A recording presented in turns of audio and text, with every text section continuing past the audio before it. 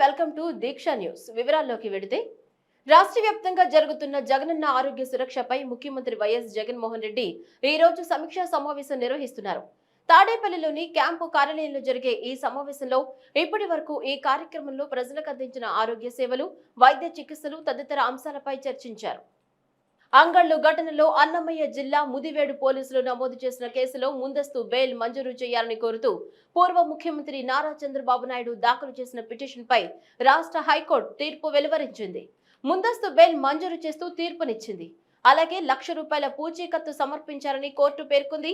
సాగునీటి పరిశీలనకు వెళ్లిన సందర్భంగా అంగళ్లు కూడలి వద్ద చోటు చేసుకున్న ఘటనలో తెలుగుదేశం పార్టీ అధినేతతో పాటు పలువురు నేతలపై పోలీసులు ఆగస్టు 8న కేసు నమోదు చేశారు. ఈ కేసులో ముందస్తు బెయిల్ కోసం చంద్రబాబు నాయుడు హైకోర్టును ఆశ్రయించారు. జైలు శాఖ ఇన్ఛార్జ్ పర్యవేక్షణాధికారి రాజ్ కుమార్ విడుదల చేసిన హెల్త్ బులెటిన్ లో సరైన వివరాలు లేవని టీడీపీ సీనియర్ నేత యనమల రామకృష్ణుడు విమర్శించారు. డాక్టర్లు చెక్ చేసినట్లు హెల్త్ బులెటిన్ లో ఎక్కడా లేదన్నారు. అసలు చెక్ చేసిన రిపోర్ట్ ఎక్కడ ఉందని యనమల ప్రశ్నించారు. డాక్టర్లు ఇచ్చిన నివేదిక బయట పెట్టలేదన్నారు. చంద్రబాబుకి బోరు వాటర్ సప్లై చేస్తున్నారన్నారు. రాజమండ్రి సెంట్రల్ జైల్లో ఉన్న చంద్రబాబు నెల రోజుల్లో 5 కేజీల బరువు తగ్గారని యనమల పేర్కొన్నారు. ఆయనకు మెరుగైన వైద్యం అందించాలన్నారు. చంద్రబాబు హెల్త్ రిస్క్ లో ఉందన్నారు. ఆయనకి జైలులో ఏమైనా జరిగితే ప్రభుత్వమే బాధ్యత వహించాలన్నారు. సూపర్ స్పెషాలిటీ ఆసుపత్రిలో అడ్మిట్ చేయాలని యనమల డిమాండ్ చేశారు. చిత్తూరులో ₹2,25,00,000 నిర్మించిన రెవెన్యూ కార్యాలయాన్ని రాష్ట్ర విద్యుత్ శాఖ మంత్రి పెద్దిరెడ్డి రామచంద్రారెడ్డి, ఉప ముఖ్యమంత్రి K Narayanaswamy, Chittoor MP N Reddappa ఇతర ప్రజా ప్రతినిధులతో కలిసి ఈ రోజు ప్రారంభించారు. ఈ సందర్భంగా పెద్దిరెడ్డి రామచంద్రారెడ్డి మాట్లాడుతూ పరిపాలన పరంగా ప్రజలకు ప్రభుత్వ సేవలను మరింత చేరువ చేసేందుకు ఈ కార్యాలయం ఎంతగానో తోడ్పడుతుందన్నారు. నిర్మించిన ఆర్టీఓ సచివాలయాన్ని ప్రారంభించడం జరిగింది. దీనికంతా కూడా ఐఓసిఎల్ కంపెనీ సిఎస్ఆర్ కింద కాంట్రిబ్యూట్ చేసింది. వారికి ముఖ్యంగా ఈ సందర్భంగా ధన్యవాదాలు తెలుపుతా ఉన్నాను. ఈ సచివాలయం అందరికీ ఉపయోగకరంగా ఉంటుంది. ఎందుచేతంటే 1905లో కట్టిన సచివాలయంలోనే ఇప్పుడు దాకా ఆర్టీఓ ఆఫీస్ పనిచేస్తూ ఉన్నది.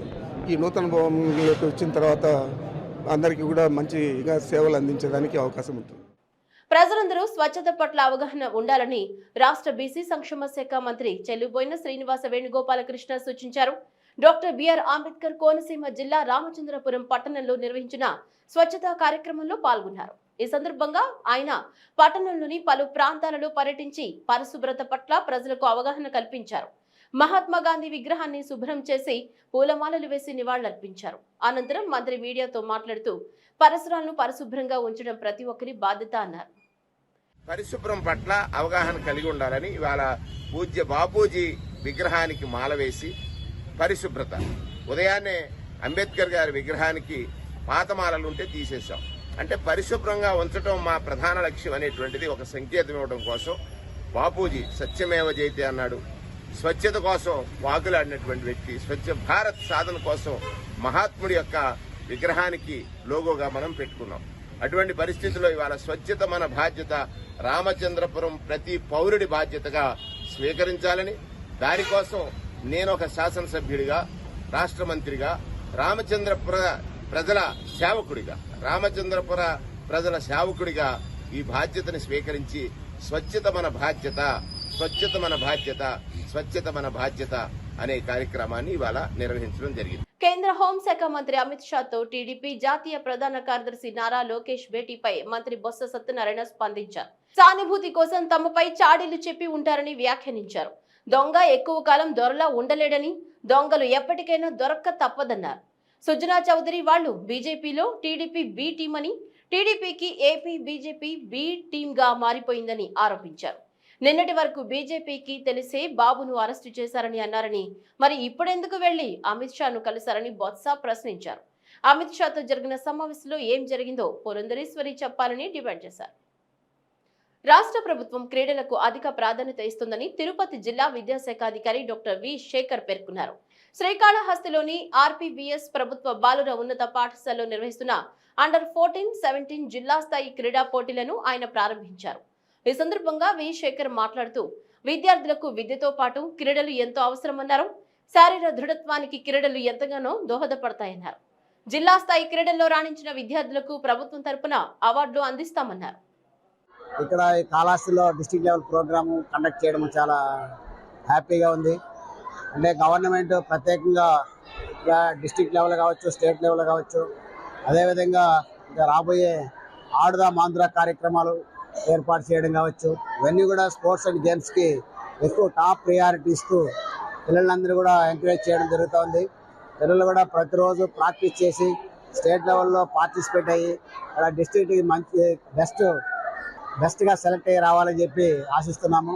ఇక్కడ పీఈటీలు పీడీలు అందరూ కూడా అన్ని గేమ్స్, ముఖ్యంగా ఈ ఖోఖో, అదేవిధంగా యోగా, టేబుల్ టెన్నిస్, ముఖ్యంగా యోగా టేబుల్ టెన్నిస్ ఇంత మునుపు అది దానికి అంత ఇంపార్టెన్స్ ఉండేది కదా, కానీ ఇప్పుడు కూడా అవి టాప్ ప్రియారిటీగా ఇస్తూ యోగా మనకు ఫిజికల్ అండ్ హెల్త్ ఎడ్యుకేషన్లో కూడా మనకు అది ఒక కరికులంగా ఇవ్వడం జరిగింది.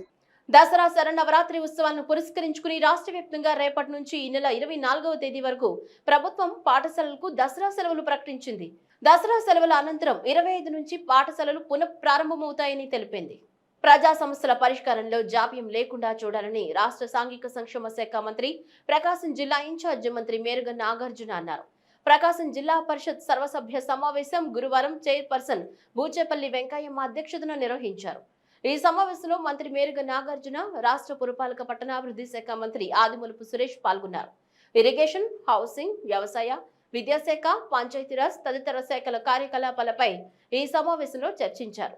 మంత్రి నాగార్జున మాట్లాడుతూ, రాష్ట్రంలో మునిపెన్నడూ లేని రీతిలో డీబీటీ ద్వారా 2,35,000 కోట్లను సంక్షేమ కార్యక్రమాల రూపంలో ప్రజలకు పారదర్శకంగా అందించారని చెప్పారు. ఇదే స్ఫూర్తితో ప్రజా సమస్యలను త్వరగా పరిష్కరించడం పైన అధికారులు మరింత శ్రద్ధ పెట్టాలని దిశానిర్దేశం చేశారు. రోజుల్లో ఈ యొక్క పరిశీలనలోకి వచ్చినటువంటి ప్రజాప్రతినిధులు చెప్పినటువంటి విషయాలని తప్పనిసరిగా కూలంకషంగా ఆలోచించి త్వరితగతిని పనిచేసి ప్రభుత్వానికి ప్రజలకు ఉపయోగపడే విధంగా చేయమని అధికారులు కూడా సూచించడం జరిగింది. గౌరవ ముఖ్యమంత్రి గారు ఈరోజు రాష్ట్రంలో మున్నెన్నడూ లేని విధంగా గొప్ప పరిపాలన అందిస్తూ ఉన్నారు. 2,35,000 కోట్ల రూపాయలు డైరెక్ట్గా డీబీటీ రూపేణ ప్రజలకు అందిస్తూ ఉన్నారు. ఒక్క పైసా అవినీతి లేకుండా, అశ్రిత పక్షపాతం లేకుండా ఈ జిల్లాలో కానీ రాష్ట్రంలో ఉన్న ప్రజానీకానికి ఉపయోగపడతా ఉన్నారు. మున్నెన్నడూ ఈ విధంగా పరిపాలన జరగలేదు. వీటన్నిటినీ ప్రజలు వినియోగించుకోవాలని, రాబోయే రోజుల్లో మిగిలి ఉన్న కార్యక్రమాలు కూడా త్వరితగతిన ఈ ప్రజాప్రతినిధులు అడిగిన ప్రతి అంశాన్ని పరిగణలోకి తీసుకొని అధికారులు త్వరితగతిని చేయాలని, ప్రజలకు ఉపయోగపడాలని మీ ద్వారా తెలియపరుస్తూ ఈ సమావేశాన్ని ముగిస్తాం. ప్రధానమైనటువంటి సమస్య రాబోయే రోజుల్లో నీటి ఎద్దడిని నివారించే భాగంలో ఒక ప్రణాళిక, ఒక ప్లాన్ ఆఫ్ యాక్షన్ను తయారు చేయాలని చెప్పి RWS department, public health department, revenue department, అట్లాగే పోలీస్ డిపార్ట్మెంట్ అందరూ కూడా, ఇరిగేషన్ డిపార్ట్మెంటు అన్నీ కలిపి కోఆర్డినేటెడ్గా పని చేయాలి. ఎందుకంటే కృష్ణా వాటర్ బోర్డు త్రిసభ్య కమిటీ 5 టీఎంసీ నీళ్లు ముఖ్యంగా పల్నాడు, బాపట్ల, గుంటూరు, ప్రకాశం జిల్లాకు విడుదల చేసినటువంటి నేపథ్యంలో ఒక్క నీటి బొట్టు కూడా వృధా కాకుండా చెరువులన్నింటినీ నింపాలని, దానికి సంబంధించి ప్రత్యేకంగా ఈ యొక్క మోటార్లు, ఆయిల్ మోటార్లు కానివ్వండి, ఎలక్ట్రిక్ మోటార్లు కానివ్వండి, అధిక సామర్థ్యం కలిగినటువంటి మోటార్లు వాడి ఈ 10 రోజుల పాటు ఎడతెరిపికలు లేకుండా మరి పూర్తిగా ఈ చెరువులు నింపే కార్యక్రమం చేయాలని చెప్పి కూడా ఈ సమావేశంలో నిర్ణయం తీసుకోవడం జరిగింది. రాష్ట్రంలో గిరిజన భాషల సంస్కృతి సంప్రదాయాల అభివృద్ధికి కృషి చేస్తానని రాష్ట్ర ST commission chairman doctor డివిజి Shankarrao అన్నారు. పార్వతీపురం మన్యం జిల్లా గుమ్మలక్ష్మీపురం ఏజెన్సీ ప్రాంతంలో ఆయన పర్యటించారు. చెముడుగూడ గ్రామంలో జగనన్న ఆరోగ్య సురక్ష శిబిరాన్ని, అంగన్వాడీ స్టాల్స్ ను పరిశీలించారు. గిరిజనులకు వైద్య పరీక్షలు నిర్వహించి వాళ్లకు అందుతున్న వైద్య సేవలను అడిగి తెలుసుకున్నారు. కన్నయ్యగూడలో సవర భాష లిపి విద్యాలయాన్ని సందర్శించిన ఆయన గిరిజనుల నుంచి వినతి పత్రాలను స్వీకరించారు. గిరిపుత్రుల సమస్యల పరిష్కారానికి కృషి చేస్తానని చెప్పారు. సంతృప్తికరంగా సాగింది ఈరోజు పర్యటన. ముఖ్యంగా ఆరోగ్య సురక్ష క్యాంపు చాలా బాగా జరుగుతుంది. గిరిజనులు దాదాపు 1000 మంది అక్కడ టెస్టులు చేయించుకున్నారు. ఆరోగ్యశ్రీ సురక్ష క్యాంపులు జరగడం, జగనన్న సురక్ష క్యాంపులు జరగడం అనేది చాలా మంచి విషయం. దీనివల్ల చాలామందికి వాళ్ళకున్న సమస్యలు బయటపడుతున్నాయి. ఉదాహరణ మన గ్రామీణ ప్రాంతాల్లో ముఖ్యంగా ఈ లైఫ్ స్టైల్ డిసీజ్ని ముందే గుర్తిస్తే వాటి సరైన చికిత్స చేస్తే ఆరోగ్యం అందుతుంది. ఆ రకంగా ఈ క్యాంపులు బాగా తోడ్పడుతున్నాయి. అదేవిధంగా వీటిని ఫాలోఅప్ చేయడం కూడా జరుగుతుంది.